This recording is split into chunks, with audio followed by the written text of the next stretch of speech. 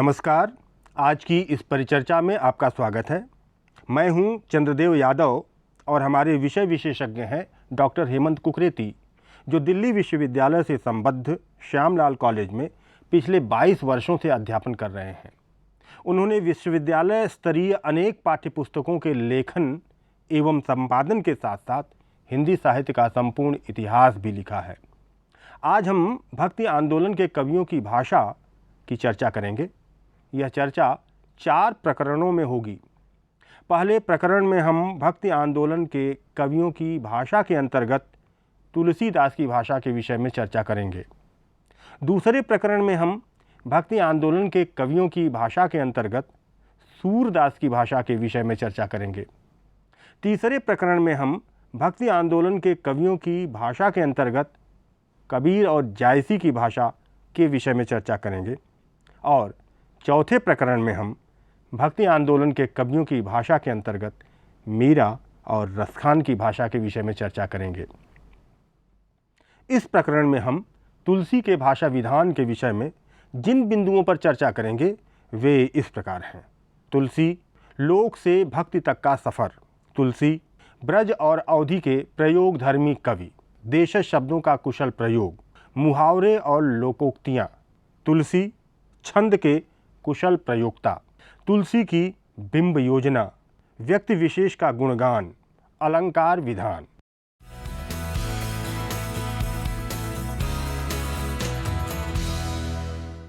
तुलसी भक्त कवि हैं। उनके काव्य सृजन का मूल उद्देश्य स्वांत सुखाय था, किंतु यह भी सच है कि यह स्वांत सुख केवल व्यक्ति तक सीमित नहीं बल्कि समूचे लोक समाज तक व्याप्त था। इसलिए अपनी अनुभूति को अभिव्यक्त करने के लिए तुलसी को लोक भाषा और शैली का प्रयोग करना ही था। राजापुर, अयोध्या और वाराणसी में दीर्घ जीवन व्यतीत करने वाले, विभिन्न स्थानों की यात्राएं करने वाले, लगातार अध्ययन मनन करने वाले तथा स्वतंत्र कलागत मूल्य और मान्यताएं रखने वाले तुलसी का अद्भुत कला ज्ञाता और पारखी होना स्वाभाविक ही था। वे थे भी। तुलसी तो महाकवि थे, एकदम काव्य मर्मज्ञ और उच्च श्रेणी के कलाकार, जिन्होंने काव्यशास्त्र का गहन अध्ययन किया था। ब्रज और अवधि दो भाषाओं का बेहद रचनात्मक उपयोग किया था तथा अपनी रचनाओं में कला विधान की महत्ता को स्वीकार भी किया था। रामचरितमानस में उन्होंने स्पष्ट रूप से घोषित किया है, अरथ अनूप सुभाव सुभाषा, सौह पराग मरंद सुवासा, आखर अरथ अलंकृति नाना, छंद प्रबंध अनेक विधाना। सौंदर्य के मर्मज्ञ और कुशल कवि तुलसी काव्य कला के मर्म को अच्छी तरह जानते थे। उनके काव्य में उपलब्ध होने वाला कला विधान इसी सत्य का साक्षी है।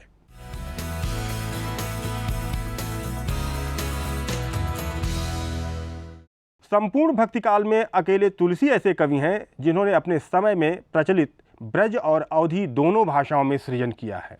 श्री कृष्ण गीतावली, कवितावली, विनय पत्रिका, गीतावली, दोहावली तथा वैराग्य संदीपनी यदि ब्रज भाषा की रचनाएं हैं तो रामलला नहछु, बरवय रामायण, पार्वती मंगल, जानकी मंगल, रामाज्ञा प्रश्न तथा रामचरितमानस अवधि भाषा की।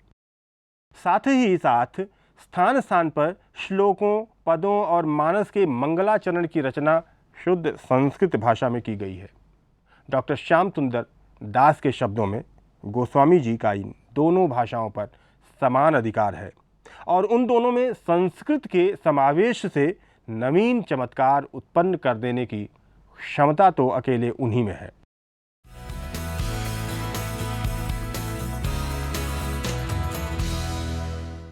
शब्दावली, सौष्ठव और उसकी विपुलता की दृष्टि से देखने पर हम पाते हैं कि तुलसी का शब्द भंडार विपुल ही नहीं, विविधतापूर्ण भी है। तत्सम, तद्भव, देशज और विदेशी शब्द प्रयोग तो इनके यहाँ हैं ही।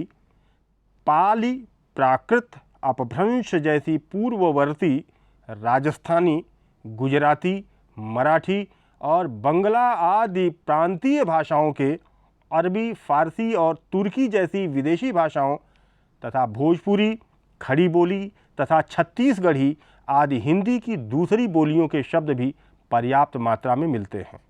कुछ उदाहरण देखिए। तत्सम शब्द वर्णन, निर्वाण, भव, दारुण, जयति, नतग्रीव, भूप, वल्लभ, करुणाकर, पश्यन्ति आदि।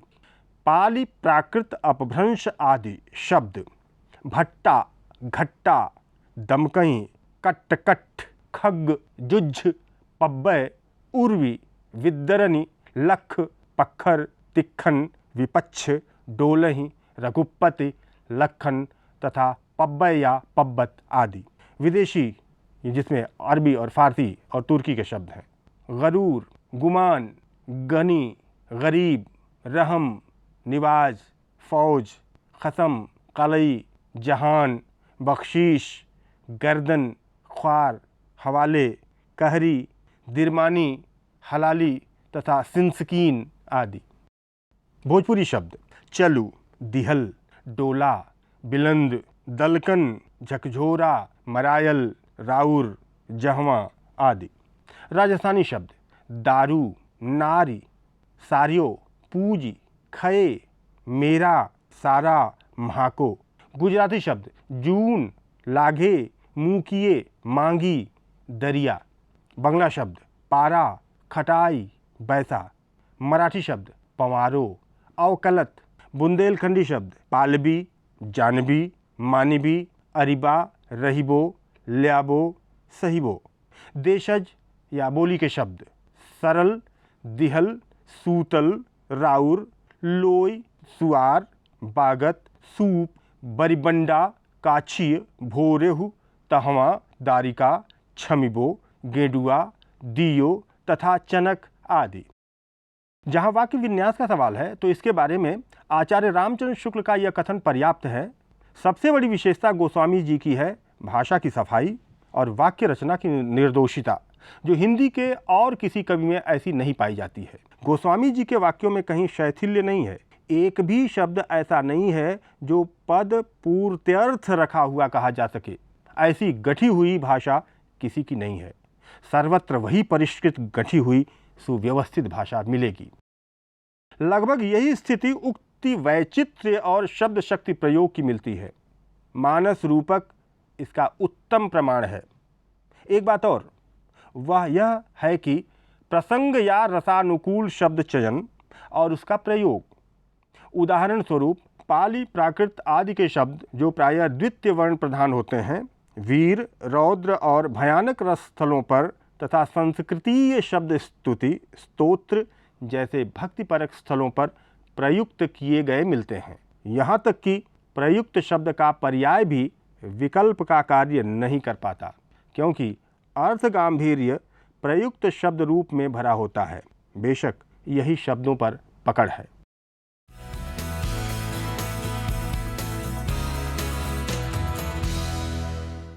भाषा को विशिष्ट बल मिलता है मुहावरे और लोकोक्तियों से, जिनकी तुलसी काव्य में भरमार है।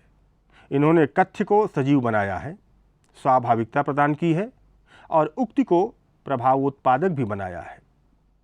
तुलसी द्वारा प्रयुक्त कुछ मुहावरे और लोकोक्तियाँ देखिए। मुहावरे: कहब जीब करी दूजी, ठग के से लाडू, पानी भरी खाल, ठकुर सुहाती, गाल बजाओ, खेत के से धोखे, छोटे बदन कहूँ बड़ी बाता, पिपीलिनी को पंख लागो, माखी का दूध तजना, कोढ़ में की खाज। लोकोक्तियाँ: डासत ही गई बीत निशा, धोबी कैसो कूकर, न घर को न घाट को, आपने चना चबाई हाथ चाटियत है, दूध को जरो पियत फूंक फूंकी मठ्ठो, जस काछिए तस चाहिए नाचा, सूझ जुआरी ही आपन दाव, रहत न आरत के चित चेतु, तस पूजा चाहिए जस देवता, पाके छत जन लागू अंगारू। तुलसी रचित कई काव्य पंक्तियाँ या उनके अंश मौलिक लोकोक्तियाँ बन चुके हैं और वे जनसाधारण से लेकर शिक्षित वर्ग तक में प्रचलित हैं।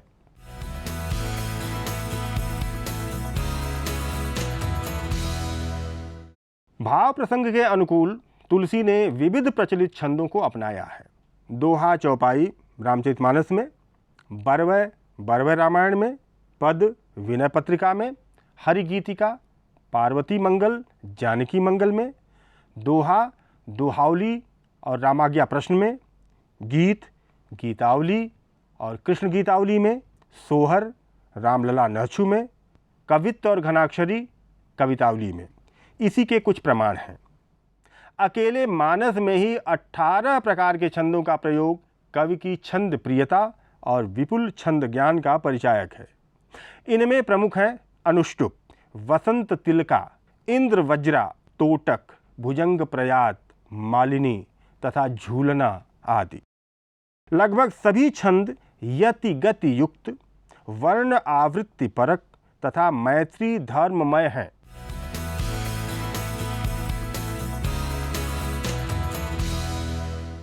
तुलसी परंपरागत प्राकृतिक बिंबों के कवि हैं या फिर शब्द चित्र अंकन में सौंदर्यात्मक बिंबों के कवि हैं।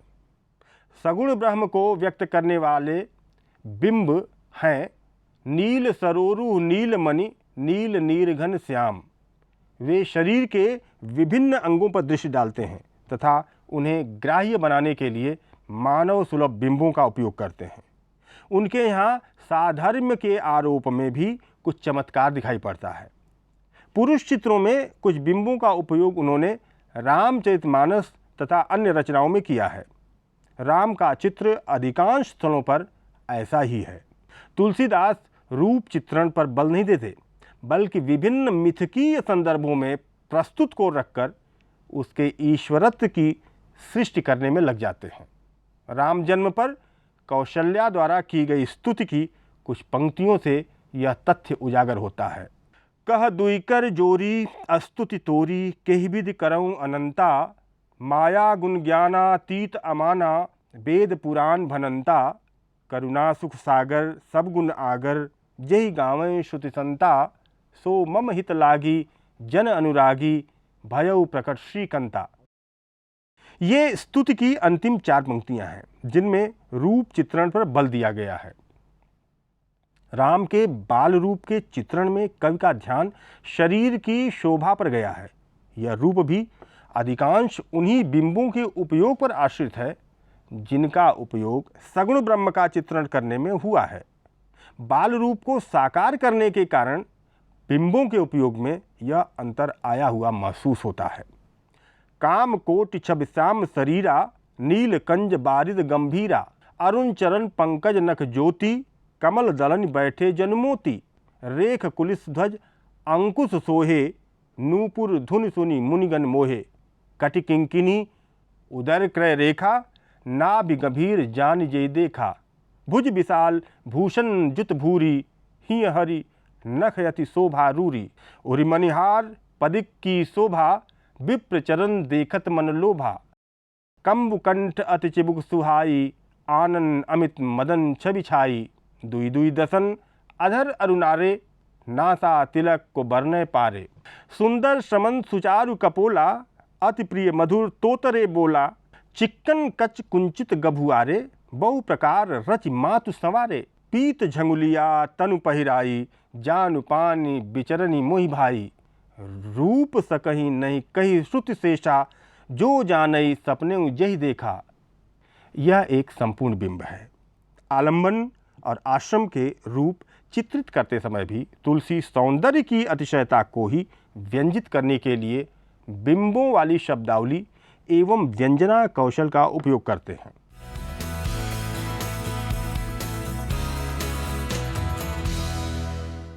तुलसी ने रामचरितमानस में अनेक व्यक्ति चित्रों को अंकित किया है। बालकांड के अतिरिक्त किसी अन्य कांड में किसी व्यक्ति के रूप को व्यक्त करने का प्रयत्न करते वे नहीं दिखाई पड़ते। इसका कारण उनकी एकांत भक्ति ही है। वे अपने उपास्य के अतिरिक्त किसी के सौंदर्य को शब्द तूलिका से व्यंजित करना उचित नहीं समझते। आचार्य रामचंद्र शुक्ल की दृष्टि तुलसी के रूप विधान पर गई थी और उन्होंने अलंकारों का वर्गीकरण निम्न भागों में करके तुलसी के बिंब विधान का रूप विधान के वैशिष्ट्य की ओर पाठकों का ध्यान आकृष्ट किया था। अलंकार विधान। भारतीय साहित्य शास्त्र बिंबों के विशिष्ट विधान को ही अलंकार कहता है। शब्दालंकारों में शब्द के नादबिंब और श्लिष्टार्थ पर ध्यान केंद्रित किया जाता है। नादबिंब उच्चारण के काल में संवृत्ति, अल्प प्राणता, लुंठन, अवरोध आदि प्रक्रियाओं को सांकेतिक अर्थ के सामंजस्य में देखने पर चमत्कार विधायक प्रतीत होता है। उदाहरण के लिए निम्न पंक्तियां ली जा सकती हैं। कंकण किंकिण नूपुर ध्वनि सुनि, घन घमंड नभ गर्जत घोरा। इसमें प्रथम पंक्ति में किंकिणी की मधुर ध्वनि को नाद बिंब द्वारा ग्राह्य बनाया गया है तथा द्वितीय पंक्ति में मेघ की गर्जना को। शब्द योजना पर ध्यान देने पर इसका चमत्कार स्पष्ट होता है।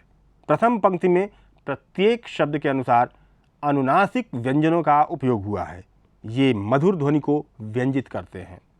उच्चारण करके इसे सहज ही सुना जा सकता है। कंकण दोनों में क कठोर वर्ण है तथा अ स्वर स्थिरता का द्योतक है, इसलिए कंकण कुछ पौरुष लिए हुए ध्यान को आकृष्ट करता है। पुल्लिंग शब्द होने के कारण यहाँ पौरुष स्पष्ट हुआ है। किसी को पुकारने के लिए इसकी अपेक्षा है, इसलिए कवि कंकण को ही पहले रखता है। इससे वह गतिशील हाथों को प्रत्यक्ष कराना चाहता है। हाथों के गतिशील हुए बिना कंकण ध्वनि संभव ही कहाँ है। कवि और अधिक दूर तक देख रहा होगा। उसे सखियों और सीता की कोमल भुजलताएं राम की ओर संकेतार्थ उठी दिखाई पड़ी होंगी। इसके बाद उन्हीं वर्णों में ई स्वर को भरकर कवि तीखी पतली मधुर ध्वनि उत्पन्न करता है। किंकिणी का स्त्रीलिंग होना इस बिंब को मधुरता प्रदान करने में सहायक है। इसके साथ ही वह कंपित कटि को भी व्यंजित करता है। पू ध्वनि का विराम है तथा र में गिरने पर ध्वनि का सकंप प्रसार है। धुनि सुनि इस ध्वनि की झंकृति को बिंबित करते हैं। ध से स तक वह तीव्र से मंद की ओर प्रसरणशील हुई है। नादबिंब को दृष्टि में रखकर शब्द का ऐसा चयन और उसकी ऐसी व्यवस्था बहुत कम कवियों की रचनाओं में मिलती है। इसी भांति दूसरी पंक्ति में भी कवि महाप्राण, अनुनासिक, मूर्धन्य एवं संघर्षी व्यंजनों का उपयोग करके प्रारंभ में ह्रस्व स्वरों को तथा अंत में दीर्घ स्वरों को रखकर मेघ की तड़तड़ धड़ाम की ध्वनि को कानों को ग्राह्य बना देता है। आचार्य रामचंद्र शुक्ल शब्दालंकारों को चमत्कार विधायक मानकर उन्हें विशेष महत्व नहीं देते थे। तुलसी के अनुप्रासों की प्रशंसा में भी वे मुक्त कंठ से कहते हैं, ओज माधुर्य आदि का विधान करने वाले वर्ण विन्यास का आश्रय उन्होंने लिया है। उनकी रचना शब्द सौंदर्यपूर्ण है। अनुप्रास के तो वे बादशाह थे। अनुप्रास किस ढंग से लाना चाहिए उनसे सीखकर यदि बहुत से कवियों ने अपने कवित्व सवैये लिखे होते तो उनमें वह भद्दापन और अर्थशून्यता न आने पाती। इसमें संदेह नहीं कि महाकवि तुलसीदास एक स्थान से ही उच्चरित वर्णों या एक ही वर्ण की आवृत्ति करके ध्वन्यात्मक और प्रवाहात्मक लालित्य उत्पन्न करने में बेजोड़ हैं। लंका कांड में युद्ध की गति के उत्कर्ष को दिखाने के लिए कवि काल, भूधर और सपक्ष सर्प आदि अप्रस्तुतों का उपयोग करता है। पहला, धाये विशाल कराल मरकट भालु काल समानते, मानव सपक्ष उड़ाहि भूधर बूंद नाना बानते, नखदसन मैल महाद्रुमायुध सबल सक्न मानहि, जय राम रावण मत्त गज मृगराज सुजस बखानहि। दूसरा, संधान धनुसर निकर छाणे से उरग जिम उड़ी लागहि, रहे पूरी सर धरनी गगन दिस विदिश कह कपि भागहि। तुलसी के सर्वाधिक प्रिय और बहुप्रयुक्त अलंकार हैं उपमा और रूपक। तुलसी की सारी रचनाएं एक से अनूठी उपमाओं से ठसाठस भरी हैं। कहीं कहीं तो उपमाएं रहट की कड़ियों की तरह एक पर एक लगातार आती गई हैं। यहाँ तक कि उनके काव्य का कोई पृष्ठ कठिनाई से सुंदर उपमा से रहित मिलेगा। अब तो विद्वानों ने अनेक पाश्चात्य अलंकार भी तुलसी काव्य में पर्याप्त मात्रा में ढूंढ निकाले हैं। अनेक मेटानमी, हिपेलेज, एल्यूजन, मानवीकरण, फेलेसी तथा इपानफोरा आदि। कुछ अलंकारों उपमा, रूपक, उत्प्रेक्षा, प्रतीप, उल्लेख, असम तथा स्वभावोक्ति इत्यादि की आवृत्ति भी बहुतायत से मिलती है। तुलसी का अलंकार प्रयोग पांडित्य, चमत्कार या खिलवाड़ न होकर उनके श्रेष्ठ अलंकार ज्ञान और कलामय प्रयोग का ही साक्षी है।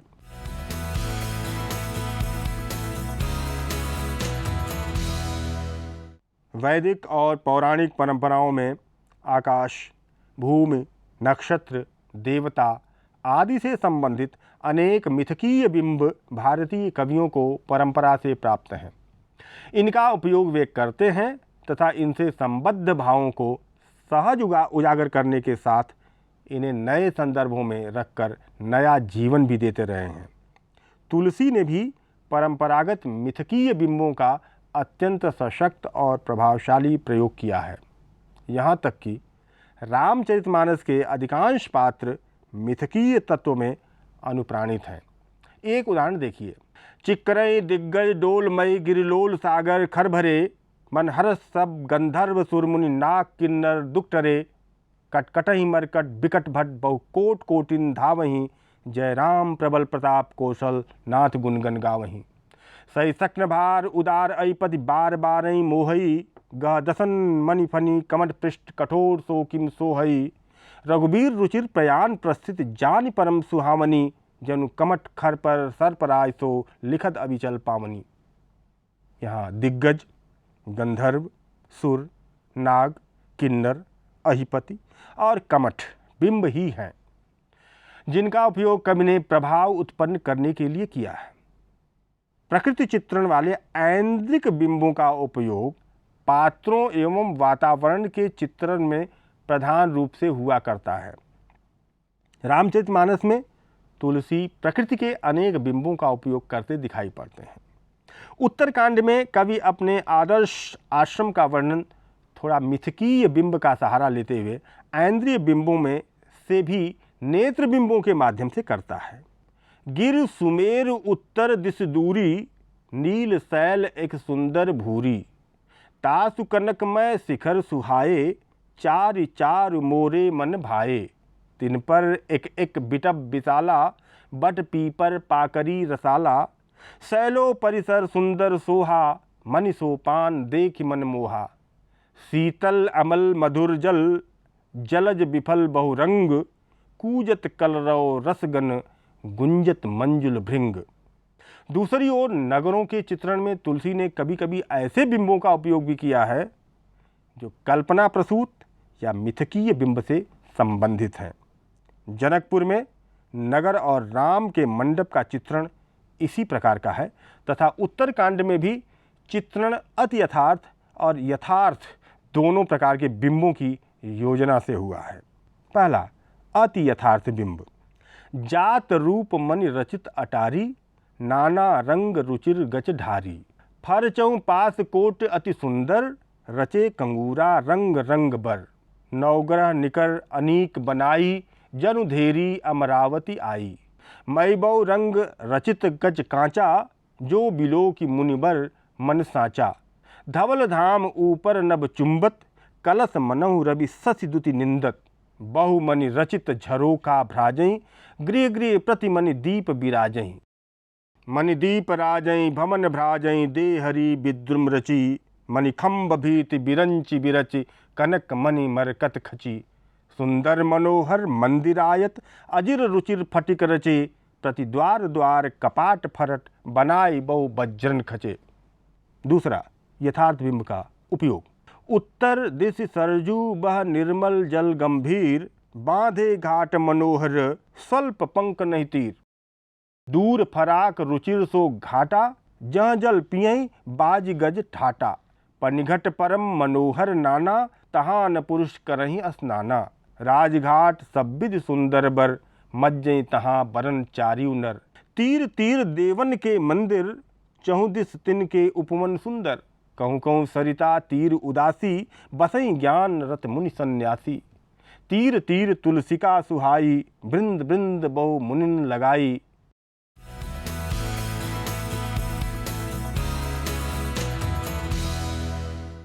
तुलसी ने एक आदर्श समाज धर्म, आदर्श चरित्र की प्रतिष्ठा द्वारा लोकहित एवं लोक मंगल की शिक्षा देते हुए संपूर्ण विश्व के मानवों के सम्मुख आदर्श जीवन की रूपरेखा प्रस्तुत की है। तुलसी का काव्य अपने अर्थ गांधीर्य, प्रभावशीलता, भाव सरसता, काव्य सौंदर्य एवं अभिव्यंजना में सर्वोपरि है। प्रत्येक वर्ग के बीच उसे आदर प्राप्त है और उससे संपूर्ण जनजीवन प्रेरणा ग्रहण करता है। इसके साथ ही नाना पुराण निगमागम सम्मत एवं छौ शास्त्र सब ग्रंथन को रस होकर भी तुलसी की लोक संग्रही कविता मौलिकता में श्रेष्ठ कविता है, क्योंकि तुलसी ने अपने अद्भुत रचना नैपुण्य, नवोन्मेष शालिनी प्रतिभा, विलक्षण उद्भावना शक्ति, उर्वर कल्पना एवं उत्कृष्ट काव्य कला के संश्लेषण से एक ऐसे अद्वितीय काव्य का निर्माण किया है जिसकी तुलना में कोई भी पूर्ववर्ती एवं परवर्ती काव्य नहीं ठहरता। यही कारण है कि तुलसीदास मार्मिक प्रसंगों के वर्णन, सुव्यवस्थित कथा योजना, राम में भक्ति, शील एवं सौंदर्य की प्रतिष्ठा, वैचारिक समन्वय, उच्च कोटि की शिष्टता एवं सज्जनता की स्थापना तथा उत्कृष्ट शील निरूपण करने वाले काव्य शिल्प की दृष्टि से सर्वकालिक श्रेष्ठतम कवि हैं।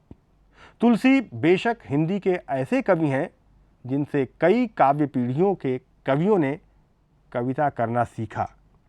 कुछ ने तुलसी से जुड़कर और कुछ ने तुलसी से टकराकर काव्य मर्म को समझा और कविता करने की क्षमता विकसित की है।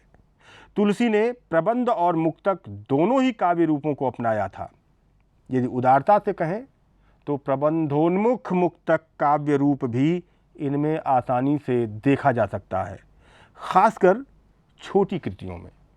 तुलसी ने अपने युग में प्रचलित लगभग सभी काव्य रूपों का प्रयोग किया है।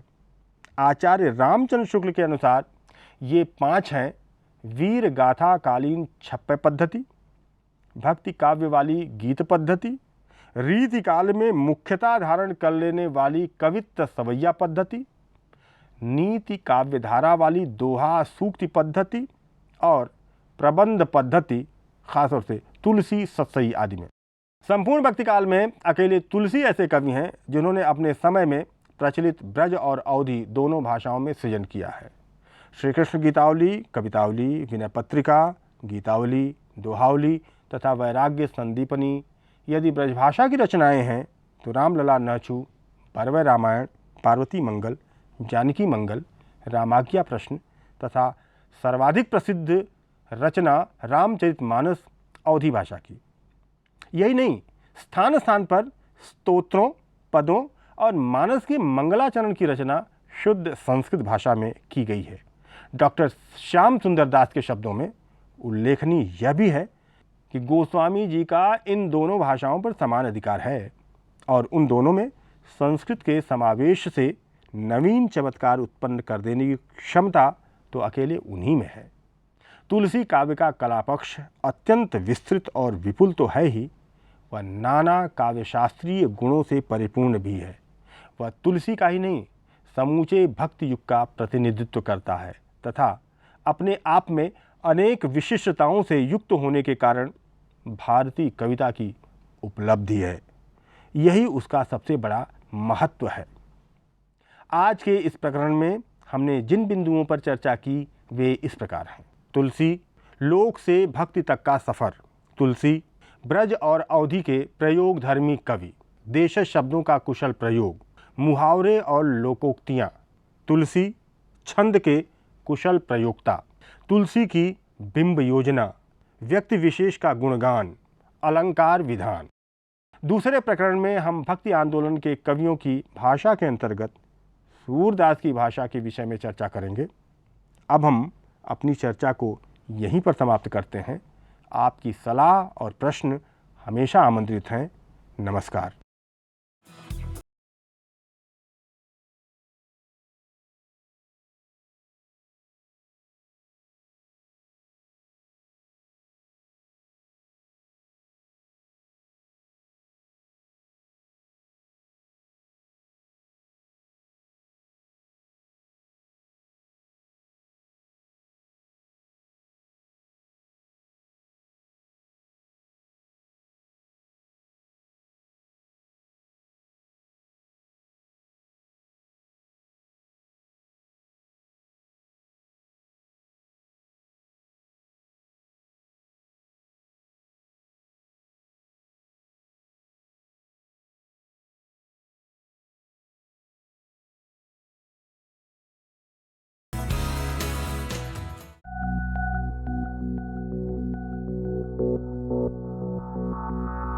है।